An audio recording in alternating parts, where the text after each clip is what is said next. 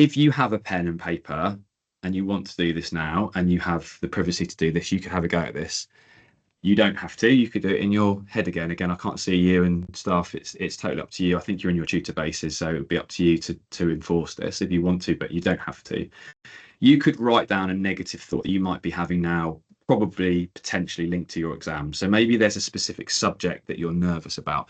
Mine was always maths. I always found something with maths scary. I think because it was felt very, you either get it right or get it wrong. And I just found it difficult. So it might be that you're feeling nervous about a particular subject, or maybe the thought of the lack of the change in routine from going all the way through school and then having the options to work from home, have a hybrid, or it sounds like from speaking to Sir that it's brilliant at your school that you get that choice.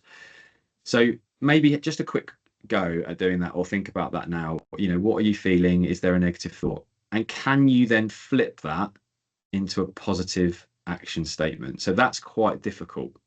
So, for example, going back to what I said before, was quite nervous about doing this morning. I thought, wow, I'm going to be talking to. I looked at the website. It looks like a really cool school. I imagine many of you are really high flyers. And then part of my brain started going, well, you're just a PE teacher. What are you going to be able to give these guys?